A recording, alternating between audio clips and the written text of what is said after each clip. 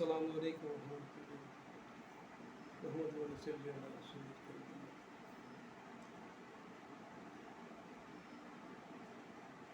আজকের আমরা আবার আলোচনায় উপস্থিত হয়েছি। দূরে এবং কাছে যারা যেখানে যে অবস্থায় আমাদের সাথে সম্পৃক্ত আছেন সকলকে শুভ সকাল, প্রেমনীয় শুভেচ্ছা।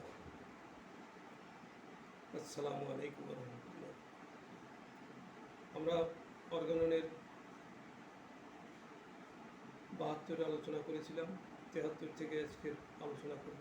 73-এর অস্থির রোগসমূহ সম্বন্ধে বলা হয়েছে যে এই ধরনের ব্যক্তিগত অস্থির রোগ 3 প্রকারের। আমরা অনেক সময় কিছু সংখ্যক মানুষ ইন্ডিভিজুয়াল কোনো রোগে আক্রান্ত হয়, আবার কিছু কিছু এলাকায় একসঙ্গে কিছু লোক আক্রান্ত হয়, আবার বিক্ষিপ্তভাবে মহামারী আকারে কিছু লোক আক্রান্ত হয়। বর্তমানে আমরা এই দেশে যে পৃথিবীর সর্বত্র এই করোনার যে প্রভাব আমরা লক্ষ্য করতেছি, এটা সেই বিক্ষিপ্ত মহামারী বিভিন্ন এলাকায় ছড়িয়ে পড়ছে। এটাই হ্যানিম্যান সেই 250 বছর আগে যে কথাগুলো বলছেন, যেভাবে অনেক সময় অস্থির রোগগুলি কখনো ব্যক্তিগতভাবে কোনো সংক্ষিপ্ত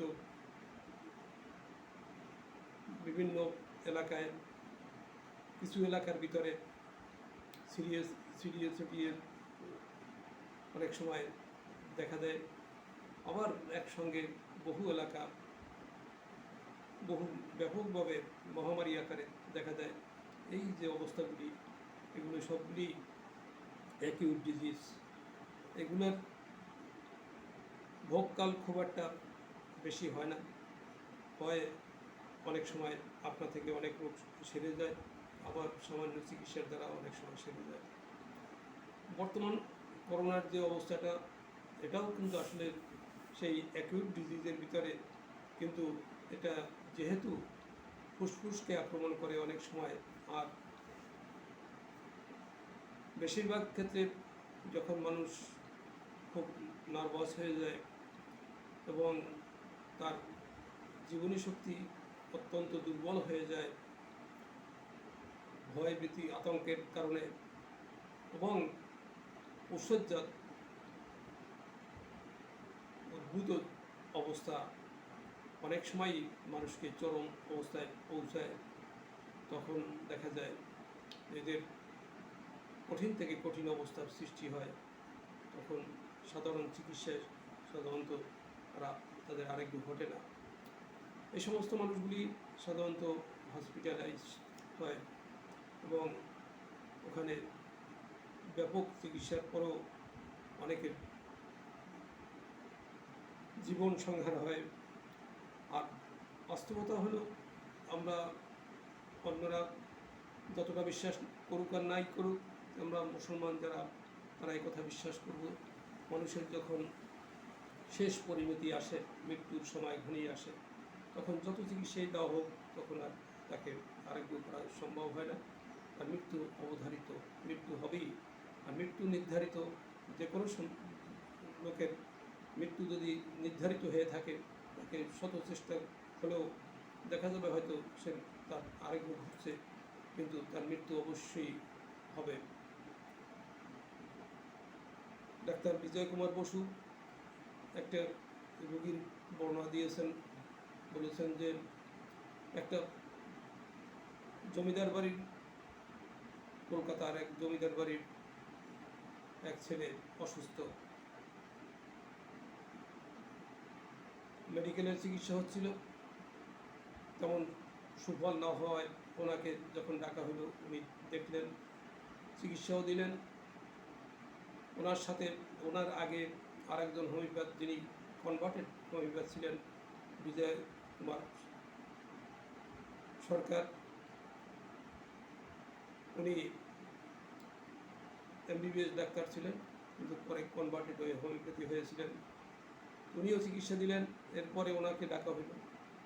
উনি যখন চিকিৎসা দিতে গেলেন, উনি কিছু ব্যাপারে ওনার কাছে উনি দ্বিমত পোষণ করলেন, যেভাবে চিকিৎসা দিলে বাচ্চাটা হয়তো অবস্থা খারাপ হবে। বাস্তব তাই হয়েছিল। তো যখন উনি ওষুধ দিলেন, ওষুধ দেওয়ার পরে বাচ্চাটা সুস্থ, সবাই খুশি, কিন্তু ডাক্তারবাবু অত্যন্ত অখুশি, বিমর্ষ। ওনার সহকারী জিজ্ঞেস করতেছিলেন, বাবু কী ব্যাপার? সবাই রোগী দেখে খুশি হয়েছে, রোগীর অবস্থা ভালো, সুস্থ বোধ করতেছে, আপনি অখুশি? এই যে এখন যেই সুস্থতা, এই সুস্থতাটা যেভাবে আসছে, এই সুস্থতাটা আরোগ্যের সুস্থতাটা, এটা তার জীবন শেষ পরিণতির এক অবস্থা। এই জন্য ওই প্রসঙ্গে উনি আরেকটি ঘটনা তুলছেন। ঈশ্বরদীতে রেল স্টেশনে এক দল বিয়ে যাত্রী রেলগাড়ি থেকে নামার পরে ওখানকার এক বিজ্ঞ কবিরাজ তাকে দেখলেন যে বরের কপালে চন্দনের ফোঁটা দেওয়া হয়েছিল। হিন্দু ফ্যামিলি ছিল, চন্দনের ফোঁটা জল করতেছিল। তখন উনি তাদের আপনজন এবং বিজ্ঞ এক ব্যক্তিকে ডেকে বললেন যে আপনারা কোথায় যাবেন? অমুক জায়গায় অমুক বাড়িতে আমরা বরযাত্রী হয়ে যাচ্ছি।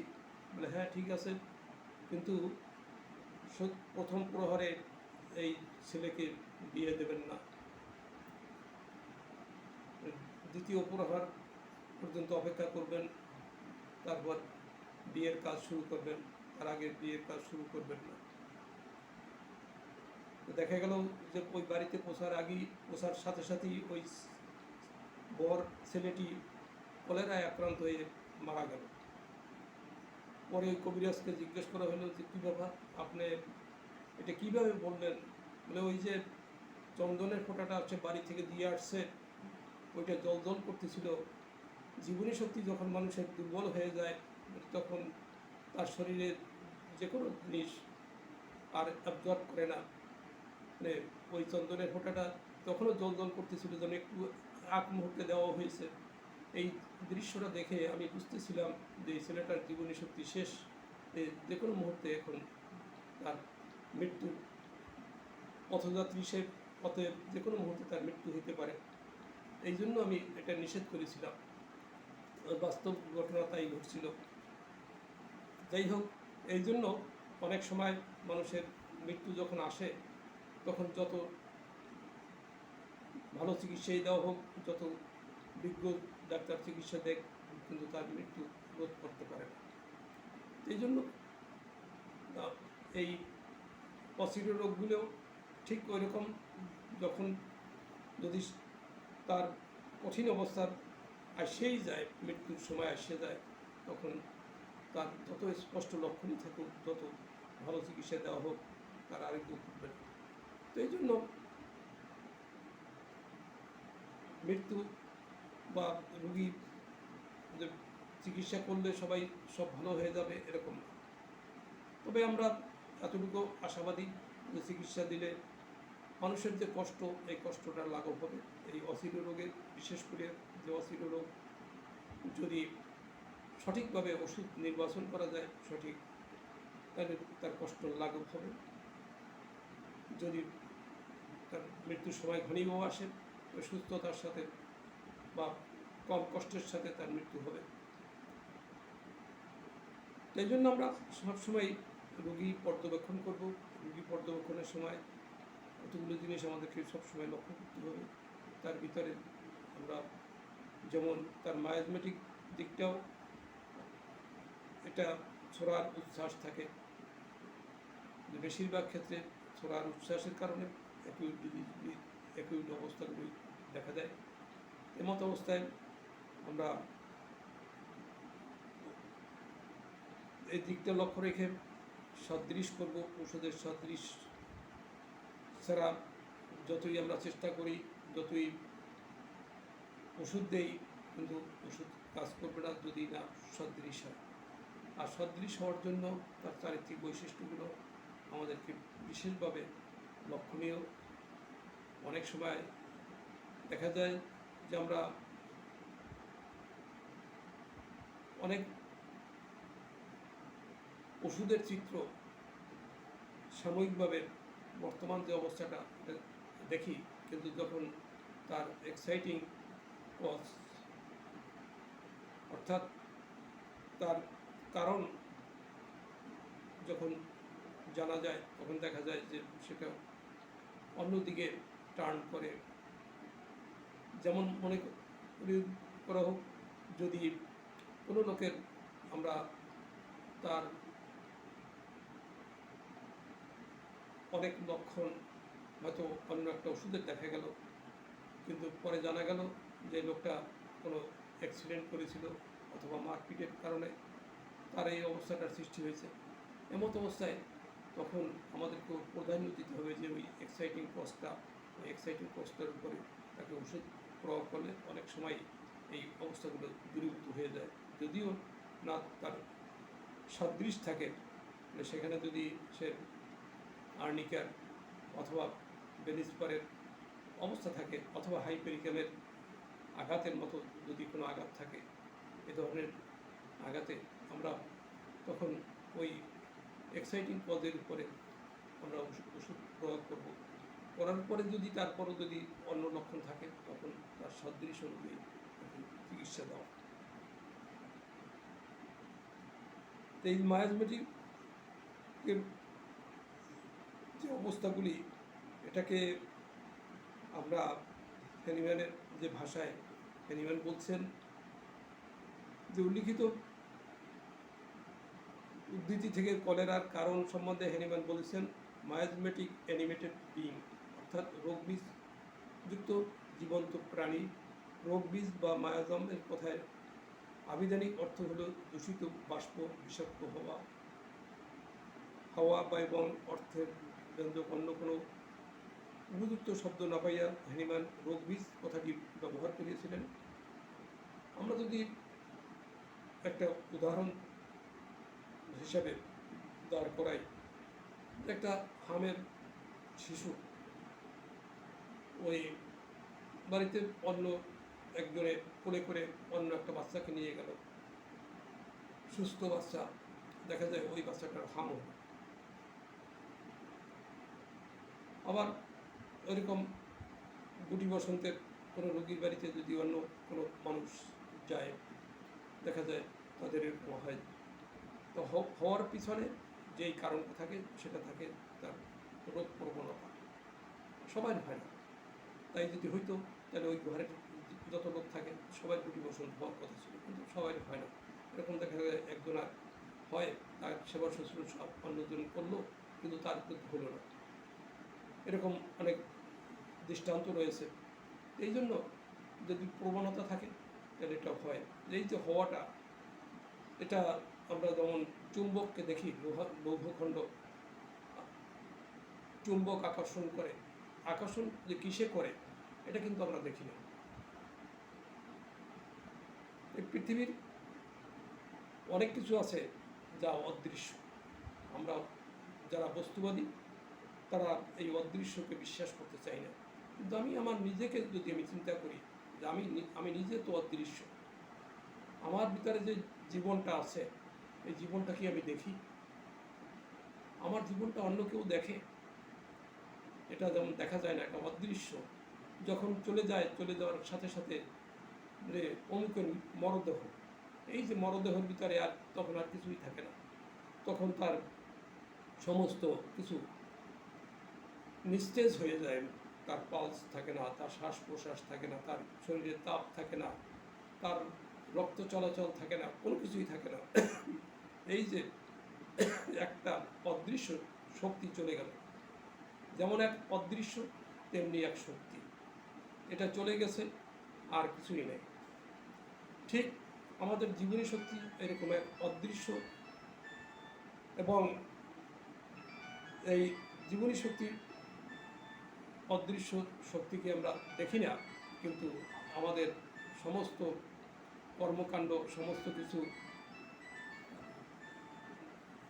নিয়ে কথা বলি, কর্মকাণ্ড পরিচালনা করে এই জীবনী শক্তি মানুষের দেহযন্ত্রকে সুষ্ঠুভাবে পরিচালিত করা, তার রোগ প্রতিরোধ শক্তিকে বাড়িয়ে তোলা, রোগ প্রতিরোধ করা, এটা জীবনী শক্তির কাজ। আমরা তো আসলে বাস্তবে আমরা দেখি না যে জীবনী শক্তি কী শক্তি, কিন্তু জীবনী শক্তি যখন আমি দেখি যে আমি ওষুধ খাচ্ছি কাজ করে না, আমি খাবার খাচ্ছি আমি শরীরে তাকত পাচ্ছি না, তখন আমরা অনুভব করতে পারি।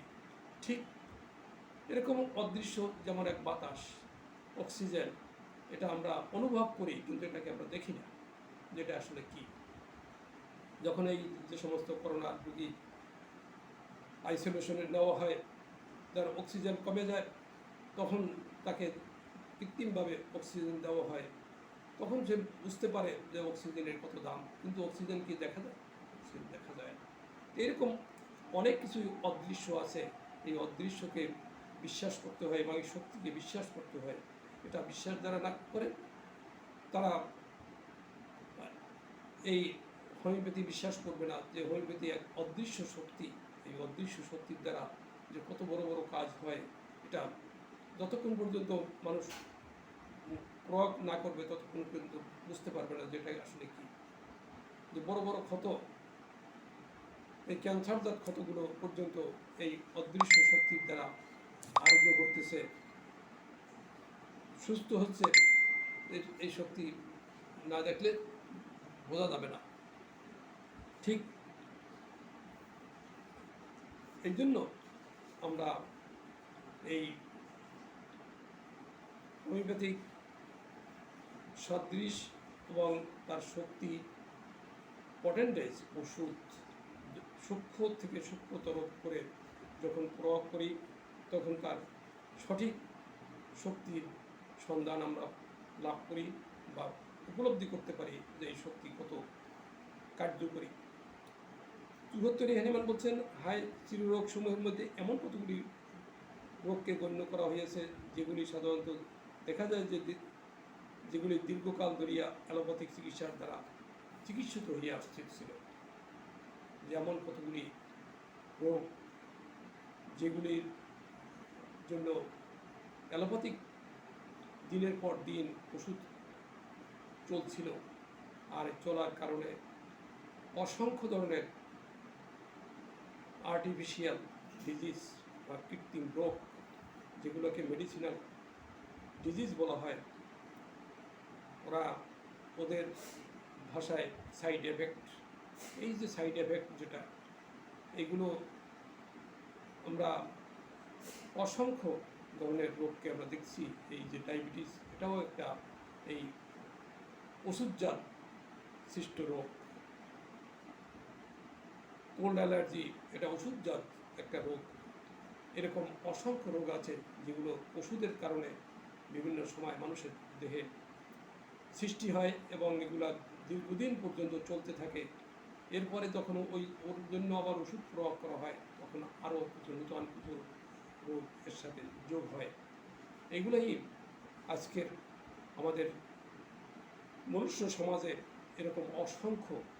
হ্যানিম্যান বলেছিলেন 1/3, কিন্তু এখন যা মনে হচ্ছে যে মাত্র 10% হয়তো ন্যাচারাল ডিজিজ হবে, আর 90% এই আর্টিফিশিয়াল ডিজিজ, বিভিন্ন রোগের নামে আজকের যে ভরভর যে ক্যান্সারের অবস্থা, এটাও এই ওষুধজাত কারণেই বেশিরভাগ সৃষ্টি হচ্ছে। বিভিন্ন রোগ চাপার ফলে এগুলো আসছে।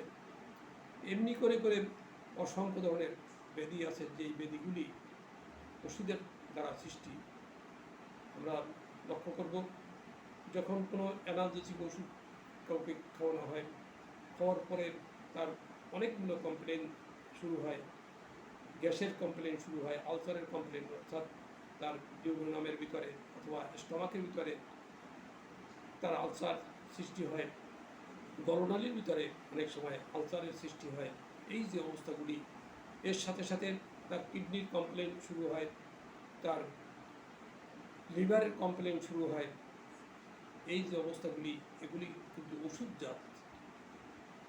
আজকে যখন চিকিৎসক সম্প্রদায় নানা পরীক্ষা নিরীক্ষা করে বিভিন্ন জায়গায় বিভিন্ন অজুহাত খাড়া করেন, বলেন আপনার লিভারে চর্বি হয়ে গেছে, এই জন্য আপনার এই সমস্যা, লিভার ফ্যাটি হয়ে গেছে, বড় হয়ে গেছে,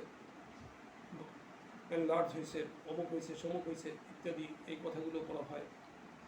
ঠিক কিডনিরও এই একই অবস্থার কথা বলা হয়, হার্টের কথা বলা হয়। হার্ট যে আজকে বিভিন্ন ভালভগুলো ব্লক হয়ে গেছে, শুকিয়ে গেছে, শীর্ণ হয়ে গেছে, এগুলোর পিছনে এই ওষুধের কারবার। ওষুধ যখন বিভিন্ন ওষুধের কারণে এ ধরনের অবস্থার সৃষ্টি করে,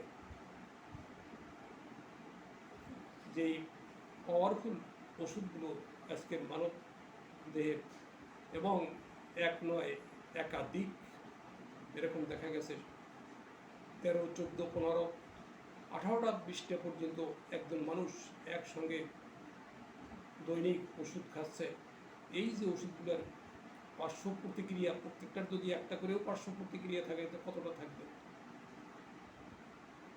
এবং যেই ওষুধগুলো একসঙ্গে প্রয়োগ করা হচ্ছে একটা যে আরেকটার সাথে সাংঘর্ষিক না, এইটা কি পরীক্ষা করে দেখা হয়েছে? এগুলোও পরীক্ষা করে দেখা হয় না, অথচ একসঙ্গে অনেকগুলো ওষুধ, অথবা এরকম 3 জন ডাক্তারকে দেখানো হয়েছে, হয়তো একজন মেডিসিনের ডাক্তার দেখানো হয়েছে, আবার একজন হার্টের ডাক্তার দেখানো হয়েছে, একজন তার নার্ভের ডাক্তার দেখানো হয়েছে, এমনি নানান ডাক্তার দেখানো হয়। তারা যে ওষুধগুলো দেয় এগুলো কিন্তু তারা সমন্বয় করে দেন না। দেখা যায় উনি ওনার মতো ওষুধ দিয়েছেন, একজন চক্ষু চিকিৎসক তার চক্ষু চিকিৎসার জন্য যতগুলো ওষুধ দেওয়া দরকার উনি ওষুধ দিয়েছেন, আবার একজন হার্টের ডাক্তার ওনার যতগুলো ওষুধ দেওয়া দরকার উনি অতগুলো ওষুধ দিয়েছেন। একই বডিতে একই সঙ্গে এই যে এতগুলো ওষুধ, এই ওষুধের যে পার্শ্ব প্রতিক্রিয়া, ওষুধের যে গৌণ ক্রিয়া, যেটা প্রত্যেকটা ওষুধেরই ওনারা মুখ্য ক্রিয়ার উপর ওষুধ প্রভাব করেন, কিন্তু গৌণ ক্রিয়ার দিকে ওনারা লক্ষ্য করেন না। এই গৌণ ক্রিয়াটা মানব দেহে সৃষ্টি হতে থাকে এবং পরবর্তীতে তার জীবনে যে ব্যত্যয় ঘটায় এটা কিন্তু তারা লক্ষ্য করেন না। যখনই অন্য কিছু হয় তখন তারা বলেন এটা আর একটা রোগ হয়েছে, আপনি অমুক ডাক্তার দেখান, ও এর জন্য অমুকের কাছে যান। কিন্তু রোগটা যে ওনার ওষুধের দ্বারা সৃষ্টি হয়েছে এ কথা ওনারা কখনোই বলবেন না, বা কখনোই পাবলিকও মনে করবে না, রোগীও মনে করবে না যে এটা তার এই কারণে হয়েছে, অথচ এটা কিন্তু ওষুধজাত, ওষুধের সৃষ্টি। আমরা বলির পাঠা হয়ে গেছি, অর্থাৎ আমাদের তো আর কিছু করণীয় নাই। রোগীরা মনে করেন যে ডাক্তার সাহেব বলছেন এটা আর একটা রোগ হয়েছে, অতএব ওই ডাক্তারের কাছে যেতে হবে। ওই ডাক্তার আবার ওষুধ দিলেন, আবার আর একটা সমস্যা সৃষ্টি হলো, তখন আর একজনের কাছে আবার দিতে হবে। এই যে অবস্থাগুলি, এগুলো আজকের চিকিৎসা বিভাজনের ফল অনেকটা আরও মারাত্মক অবস্থার সৃষ্টি করছে।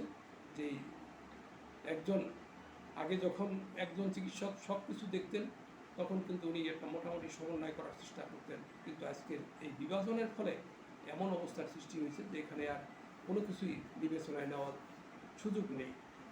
এই কারণেই বেশিরভাগ ক্ষেত্রে আরও আমরা বিপদগ্রস্ত হচ্ছি। 75 হ্যানিম্যান বলছেন, অ্যালোপ্যাথিক আরোগ্যদায়ক প্রথায় বিশেষ করিয়া বর্তমান সময়ে মানুষের স্বাস্থ্যের উপর এইরূপ ক্রমাগত আক্রমণ সকল প্রকার চিররোগের মধ্যে সর্বাপেক্ষা শোচনীয় ও অসাধ্য। যা আজকের এই যে কৃত্রিম চিররোগ, এটা কিন্তু আসলে যথার্থ চিররোগ নয়, প্রাকৃতিক চিররোগ নয়, এটা ওষুধজাত চিররোগ। এই ওষুধজাত চিররোগগুলো আরোগ্য ঘটানো অত্যন্ত দুঃসাধ্য এবং কঠিন, যেগুলো সহজভাবে আরোগ্য ঘটে না। শুধু যে ওনারা ঘটাচ্ছেন তা না, আমাদের এক শ্রেণীর চিকিৎসক ভাইয়েরা বোনেরা ওনারা কী করেন, ওনারা হার্বাল, ইউনানি, মাদার এবং একাধিক শক্তিগৃহীত ওষুধ প্রয়োগ করে করে রুগীদেরকে ওই একই অবস্থায় ওনারা ঠেলে দিচ্ছেন, কঠিন অবস্থার দিকে ঠেলে দিচ্ছেন। আজকের এক রোগ নিয়ে আসছেন। আমার মনে আছে আমি এক সময় খুলনায় ছিলাম, তখন খুলনার দোলখোলার মোড়ে কাঞ্জিলাল নামে এক ডাক্তারবাবু বসতেন, অল্প পয়সার টাকা নিতেন। আজকের আসলেন, আজকের যে লক্ষণ নিয়ে আসতেন তার উপরে উনি ঔষধ দিতেন, আবার কালকের আর এক লক্ষণ নিয়ে আসলে উনি আবার আর এক ঔষধ দিতেন। এমনি করে করে উনি চিকিৎসা করতেন, কিন্তু কোনো রোগীর তার সার্বিক অবস্থা জেনে শুনে তার চারিত্রিক বৈশিষ্ট্যের উপরে উনি কোনো ঔষধ প্রয়োগ করতেন না, উনি উপস্থিত লক্ষণের উপরে ঔষধ প্রয়োগ করতেন। এই ধরনের চিকিৎসক আমাদের সমাজে এখন বলতে গেলে অধিকাংশ চিকিৎসকরাই এই ধরনের লক্ষণের উপরে আমরা চিকিৎসা দেই, আর এই চিকিৎসা দেওয়াটাই হোমিওপ্যাথির জন্য কাল হয়েছে। এই চিকিৎসাই আজকের মানুষকে আরও দুর্বিষহ অবস্থার ভিতরে ঠেলে দিচ্ছে। এই কথাটা ওনারা বুঝতে চান না। ওনারা মনে করেন আমরা তো চিকিৎসা দিচ্ছি, আমরাও তো হ্যানিম্যান বলছেন লক্ষণের উপরে চিকিৎসা করো। আরে লক্ষণ কাকে বলে আমাকে তো সেটা জিনিসটা বুঝতে হবে। লক্ষণ বলতে শুধু এখন কয়েকটা রোগের কষ্টই এটার নাম লক্ষণ নয়। লক্ষণ হচ্ছে রোগীর চারিত্রিক বৈশিষ্ট্য, রোগীর ইচ্ছা অনিচ্ছা, পছন্দ অপছন্দ, রোগীর বুদ্ধিবৃত্তি কতটা বিপর্যস্ত অবস্থায় পড়ছে, রোগীর স্মৃতিবৃত্তি কতটা বিপর্যস্ত অবস্থায় পড়ছে, এই সমস্ত কিছু এবং তার পূর্ব রোগ এবং বংশগত রোগ ইতিহাস, এই সব কিছু মিলিয়ে এটাকে বলা হয়েছে লক্ষণ। কিন্তু এই কথাটাই আজকের আমরা বুঝতেছি না। যারা করেন ওনারা অর্গানন ধারেন না, যদিও দেখেন অর্গাননের ওই কয়েকটা সূত্রগুলোকে ওনারা প্রাধান্য দিয়ে ওইগুলোর উপরে চিকিৎসা দিচ্ছেন, আর মনে করতেছেন যে আমরা তো হোমিওপ্যাথি করতেছি, আমরা তো অন্য কিছু করতেছি না। হ্যাঁ, হোমিওপ্যাথি এর নাম হোমিওপ্যাথি না। হোমিওপ্যাথি অর্গাননকে ভালো করে বুঝতে হবে। 1 হইতে 291 পর্যন্ত যতগুলো সূত্র আছে এই সবগুলোকে বুঝতে হবে, সবগুলো বুঝে এর উপরে চিকিৎসা দেওয়ার যেই পদ্ধতি দেওয়া আছে এই পদ্ধতি অনুযায়ী চিকিৎসা দিতে হবে। সেখানে যে কথা বলা আছে সেইটাকে সঠিকভাবে বুঝে শুনে চিকিৎসা দেওয়া, এটার নাম হোমিওপ্যাথি। সিহেতের বলছেন কেবলমাত্র প্রাকৃতিক রোগের জন্যই দয়াময় ঈশ্বর হোমিওপ্যাথির ভিতর দিয়া আরোগ্য বিধান করিয়াছেন, কিন্তু মনুষ্য দেহের বাহিরে ও ভিতরে বছরের পর বছর অবিরামভাবে যেই ক্ষতিকর ওষুধ দিয়া চিকিৎসা, এই যে কথাগুলো বলা হলো এই কথাগুলোই মানে এখানে বলছেন। এবং 75 পাদটিকায় বলছেন অবশেষে রোগী যদি মারা যায় তখন যদি তার দেহটাকে যদি পোস্টমর্টম করা হয় তাহলে দেখা যাবে যে তার ভিতরে কত ক্ষতি আমার ওষুধ করছে, এটা তখন বোঝা যাবে। কিন্তু সেটা তো আসলে দেখারও সুযোগ নেই, আর এরকম কোনো ব্যবস্থাও নেই। কেউ কোনো দিন এ নিয়ে চিন্তাও করতে যাবে না যে আমার এই রোগীটা যে ভুল চিকিৎসায় মারা গেল এটার জন্য ডাক্তার দায়ী কিনা, আমরা একটু পরীক্ষা করে দেখি। কিন্তু এরকম কেউ করতে যাবে না, তাহলে যেহেতু ডাক্তারদেরকে এমন এক পাস দিয়ে দেওয়া হয়েছে, এমন এক সার্টিফিকেট দিয়ে দেওয়া হয়েছে, এর নিয়ে কেউ কোনোদিন আপত্তি করতে যায় না। কালে ভদ্রে দুই একটা ব্যাপার নিয়ে অনেক সময় হয়েছে শোনা যায়, কিন্তু এটা খুব রেয়ার। আর যেহেতু ওনাদের এই সুযোগ রয়েছে এই জন্য ওনারা কখনোই দোষী সাব্যস্ত হন না। যাই হোক, 77 হ্যানিম্যান বলছেন পরিহার্য দূষণীয় প্রভাবসমূহের অধীনে ক্রমাগত থাকিয়া লোকের যে রোগ দ্বারা আক্রান্ত হয় তাকে অযথা চিররোগ আখ্যা দেওয়া হয়। যা অনেক সময় মানুষ অভ্যাসগতভাবে মানুষ কিছু বদভ্যাস থাকে, এই বদভ্যাসের কারণে মানুষ এই যে এক সময় এইডস খুব রমরমা একটা অবস্থা ছিল, এইডসের কথা মানুষ বলা হতো যে কি মানুষের ইমিউনিটি লোপ পেয়ে জিরোতে চলে যেত, তার রোগ প্রতিরোধ ক্ষমতা শরীরে থাকতো না। এই যে এইডসের কথাটা বলা হয়েছে এটার মূলে কী ছিল? এর বেশিরভাগ মূলের কারণ ছিল যেই সমস্ত মানুষের তার স্ব-উপার্জিত অথবা উত্তরাধিকার সূত্রে ইমিউনিটি হ্রাস পাওয়া, এটার পিছনে থাকে তার জীবনকে অনিয়মতান্ত্রিকভাবে পরিচালিত করা, বদ অভ্যাস, মদ্যপান করা বা ওই জাতীয় কোনো দ্রব্য অহরহ এগুলো এই কু অভ্যাস অথবা অধিকভাবে জীবন যৌবন যৌবনের যে উন্মাদনা, যৌন যৌন ক্রিয়াকর্মগুলো অস্বাভাবিকভাবে মানুষ যখন এর পিছনে ছুটত, এগুলোকে পরিচালিত করত। আজকেরও সমাজের যে অবস্থাটা আছে যুব সমাজ কিন্তু এর বাইরে নয়। আমরা আমাদের অভিজ্ঞতায় আমরা লক্ষ্য করি যারা বেশিরভাগই আসে বিবাহের আগে, সেই বলে আমার যৌন অক্ষমতা কি হয়েছে, সময় নেয় না, অমুক। আমি মাঝে মাঝে জিজ্ঞেস করি তুমি কি বিয়ে করছো, বলে না। বুঝলা কী করে, পরীক্ষা করলা কী করে, কি বুঝতে তো আর বাকি থাকে না। তারপরও অনেক সময় বলি শোনো, অবৈধ হারামের ভিতরে আরাম থাকে না। অবৈধ জায়গায় তুমি যখন গমন করো তখন তোমার ভিতরে যে আতঙ্ক থাকে, এই আতঙ্কটা হচ্ছে এক। দুই হচ্ছে তোমরা যেইভাবে এই কর্মটাকে চালাচ্ছ, এটা এমনভাবে তোমাদের জীবনকে ধ্বংস করতেছে, এমনভাবে অবস্থার সৃষ্টি হচ্ছে যেখানে তোমরা তোমাদের যখন প্রয়োজন হবে তখন দেখা যাবে যে আমি যে ওই যে কথা আছে যে জন দিবসে মনের হরসের জ্বালায় মোমের বাতি, আশুগৃহে দেখিবে না তার প্রদীপ বাতি। এই যে যখন তোমার প্রয়োজন হবে তখন তুমি আসলেই তোমার এই শক্তি আর থাকবে না, শক্তি সামর্থ্য। এই যে তোমরা অপচয় করতেছ, এটা এরা আর কি বলবো, অবাধ চলাফেরা, অবাধ মেলামেশা সমাজের অবস্থা অত্যন্ত খারাপ অবস্থায় নিয়ে গেছে। আর এগুলোকে উজ্জীবিত করার জন্য, এগুলোকে প্রলুব্ধ করার জন্য এরা এই ধরনের মাদকের আশ্রয় নিয়ে থাকে। কি নারী আর কি পুরুষ সবার ভিতরে। আর আজকের এই যে বিভিন্ন রাজনৈতিকভাবে আমরা যেই সমস্ত মহিলাদের কথা শুনতেছি, আলোচিত হইতেছে ব্যাপকভাবে, এগুলোর পিছনেও শুধু ওই একই কারণ। এগুলো তো সেই বড় বড় হোটেল, রেস্তোরাঁয়, পার্কে, ক্লাবে এগুলো ঘটে বললে এগুলো হাইলাইট হচ্ছে টিভিতে, কিন্তু এরকম অসংখ্য কাজ কারবার এর অন্তরালে রয়েছে যেগুলো এই হাইলাইট হয় না, কিন্তু এগুলো এরকম সমাজে চলতেছে। আর এগুলো চলার পিছনে এই কারণ হলো এই অবাধ মেলামেশা। আর অবাধ মেলামেশা মানুষের এমন এক জিনিস, যৌবন এমন এক জিনিস যেটা ওই বিদ্যুতের চাইতেও মারাত্মক। যখন একজন আরেকজনের সাথে টাচ করে কাছাকাছি আসে তখন এগুলো কোনো অবস্থায় উত্তেজিত না হয়ে, এক্সাইটেড না হয়ে থাকতে পারে না। আর যখন থাকে তখন যদি সেই ইমানি জোর না থাকে তখন সেটা মানুষকে অবশ্যই প্রভাবিত করবে, এতে কোনো সন্দেহ নেই।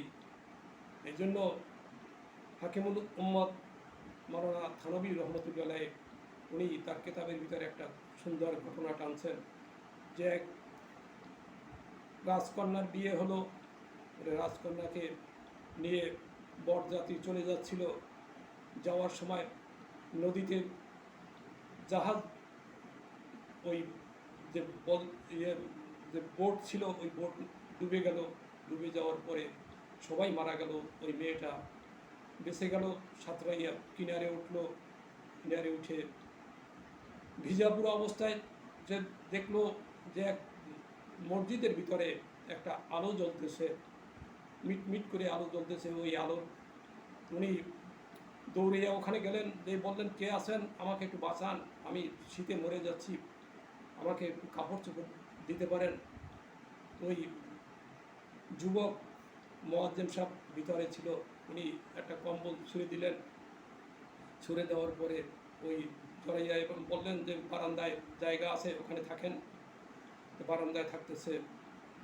শয়তান কিন্তু বসে নাই, শয়তান প্ররোচনা দিচ্ছে দুইজনের ভিতরেই।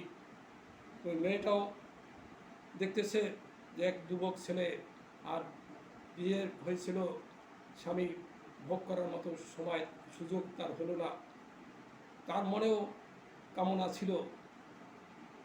আর ওই যুবককেও শয়তান প্ররোচনা দিছে, কিন্তু যুবক বারবার যখন তার মনের ভিতরে আসতেছিল, সামনে মোমবাতিতে আঙ্গুলকে ছেঁকা দিচ্ছিল, এমনি করতে করতে আঙ্গুলগুলো পুরো কালো হয়ে গেছে সবকটা। কিন্তু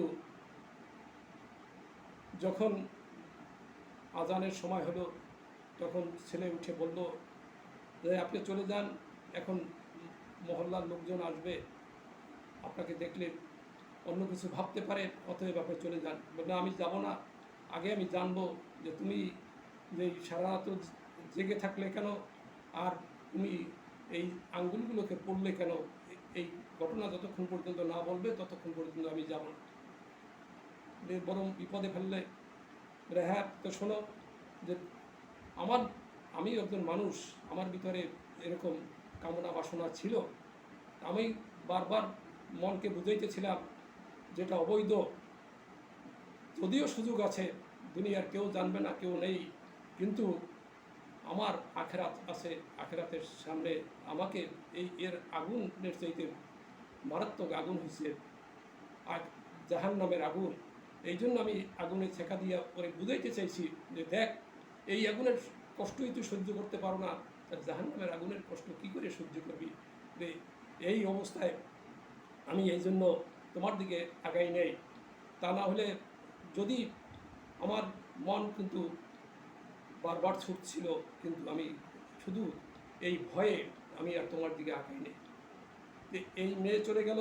চলে যাওয়ার পরে ওই রাজা তাকে বিবাহ দেওয়ার জন্য বহু চেষ্টা করলো, কয়েক বছর পর্যন্ত চেষ্টার পরেও যখন সে দিতে পারছিল না, সে রাজি হচ্ছিল না, তখন সে মুখ খুলে বলল যে আমি বিবাহে রাজি আছি, যদি ওই অমুক জায়গায় অমুক এক ছেলে আছে, যদি ওই ছেলের সাথে যদি আমাকে বিয়ে দেওয়া হয়, তাহলে আমি রাজি আছি। তখন রাজা তার লোক পাঠাইয়া ওই ছেলেকে নিল। ছেলে রাজি হলো না, বলল যে আমি গরিব মানুষ, আমার কোনো সম্পদ নাই, আমি কি করে এই মেয়েকে, রাজকন্যাকে বিয়ে করব। তখন তাকে বোঝানো হলো যে দেখো, তোমার কোনো কিছু করার দরকার নেই, মেয়ে যেহেতু তোমাকে পছন্দ করেছে, তোমাকে এই বিয়ে করতে হবে এবং তুমি এই মেয়ের দ্বারা সব কিছু পাবে। মানে অর্থাৎ মানুষ যখন সত্যকে আঁকড়িয়ে ধরে, যখন ইমানের উপরে অটল থাকে, সে দুনিয়ায় পেয়ে যায়, আখেরাতও পেয়ে যায়। এই কথাই উনি বুঝাইতে চেয়েছেন এই ঘটনার দ্বারা। এই জন্য আমরা, এটা খুব রেয়ার কেস, আজকের সমাজে যে অবস্থা চলতেছে, এটা অত্যন্ত কঠিন অবস্থা। এই কঠিন অবস্থায় আমরা যে সুস্থভাবে আমরা জীবনযাপন করতে পারবো স্বাভাবিক নিয়মে, এটা বড় কঠিন। এই জন্য আমি চিকিৎসক ভাইদেরকেও বলবো যে আমাদের এই যুব সমাজকে রক্ষা করা আমাদের এক দায়িত্ব। আমাদের উপরে আমরা স্বাস্থ্য রক্ষক, একজন চিকিৎসক মানে একজন স্বাস্থ্য রক্ষক, আমার এটা দায়িত্ব যে আমরা এই যুব সমাজকে রক্ষা করি, এদেরকে বুঝাই, এদেরকে চিকিৎসা দেই, যাতে এদের ভিতরে এই মানসিকতা গড়ে না ওঠে। এই জন্য এই চিকিৎসার সাথে সাথে এই জিনিসগুলো আমাদেরকে লক্ষ্য করতে হবে। আরেকটা জিনিস, আমরা আজকের যেই হোমিওপ্যাথির যে অপব্যবহার, যেটা এই অপব্যবহার থেকে আমরা সবাই সচেতন থাকব। আমরা আমাদের দ্বারা এমনি হাজারো ক্ষতি মানুষকে ধ্বংসের দিকে নিয়ে যাচ্ছে, এরপরে যদি আমি হোমিওপ্যাথির নামে হ্যানিম্যানের দোয়াই দিয়ে হ্যানিম্যানের শিষ্যত্ব নাম করে আমি যদি সেই কাজটাই করি, এর থেকে বড় অপরাধ আমার মনে হয় আর নেই। হ্যানিম্যান এই জন্যই বলছেন, যারা এই কাজটা করে তাদের অবশ্যই বিচারের কাঠগড়ায় দাঁড় করানো উচিত। এ কথাটা কিন্তু হ্যানিম্যানও বলেছেন। অতএব আমরা এই থেকে বিরত থাকি। চিকিৎসা ভালো সুষ্ঠু চিকিৎসা দেওয়ার জন্য আমরা এই চিকিৎসা দেওয়ার চেষ্টা করব। আর আমরা সবসময় রোগীর চারিত্রিক বৈশিষ্ট্যগুলো আমরা লক্ষ্য করব। যদি যেমন আমরা যদি একটা জ্বরে রুগী পেলাম, রুগীটা জ্বর, কিন্তু কীরকম জ্বর, রুগীটা জ্বর, প্রচণ্ড জ্বর, কিন্তু সে চুপচাপ, সে কাপড় চোপড় গায়ে রাখে না, সে ফ্যান চালিয়ে থাকে। এই যে এক পিকুলিয়ার অবস্থা। আবার একটা রুগী আমাদের কাছে আসলো, রুগীটা প্রচণ্ড জ্বর, কাশি, সর্দি, হাঁচি, অস্থির, চিল্লাপাল্লায় সারা দুনিয়ার মানুষ একত্রিত হয়ে যায়, এরকম একটা অবস্থা, অসহিষ্ণু। এই যে রুগীটা, এই রুগীটার যে সামান্য বাতাস সে সহ্য করতে পারে না, সামান্য পানি লাগাইতে পারে না, এমনকি যদি একটা আঙ্গুলও যদি তার আবরণের বাইরে চলে যায়, সাথে সাথে তার কাশি শুরু হয়ে যায়, তার সর্দি হাসি শুরু হয়ে যায়। এই যে রুগীটা, এই রুগীটার বৈশিষ্ট্য হলো হিপার সালফারের অবস্থা। এই হিপার সালফার যদি এখন যদি আমি চিন্তা করি যে জ্বরের রুগী, এর হিপার সালফার কেন দেবো? হিপার সালফারে তো এরকম তার ঘা পাসরা, মুখ সমুখ এগুলো থাকে, মানে এগুলো তো তার ভিতরে। হ্যাঁ, এখানে তার চারিত্রিক বৈশিষ্ট্য হয়েছে হিপার সালফার। অতএব হিপার সালফারেই তাকে আরোগ্য ঘটাবে, রোগ তার যাই হোক। যদি এরকম আলসারের রুগী হইয়া থাকে, তার এই হিপার সালফার তাকে আরোগ্য দেবে। যদি এরকম সে ওই অন্য কোনো বাতের রুগীও হয়ে থাকে, তার হিপার সালফারই তাকে আরোগ্য দেবে। এরকম করে করে আমরা যেই সমস্ত ওষুধের চিত্রটা একজন রুগীর ভিতরে লক্ষ্য করব। যদি রুগীটা যদি অস্বাভাবিক ক্রুদ্ধ মেজাজের, অসহিষ্ণু এবং গালিগালাজ করার অভ্যাস, যেরকম খগেন দাস চৌধুরী নামে চিটাগাংয়ের এক বিখ্যাত ডাক্তার ছিলেন বহু আগের, ওনার একটা বইও ছিল। ওই বইয়ের ভিতরে উনি একটা ঘটনা লিখছেন যে প্রসব বেদনার রোগী ওনার কাছে আসলেন, আসার পরে উনি তাকে অভ্যাসগত মতো আমরা যেরকম দেই, উনিও তেমনিভাবে সুপ্রসব হওয়ার জন্য, স্বাভাবিকভাবে প্রসব হওয়ার জন্য তাকে পালসিটিলা দিলেন।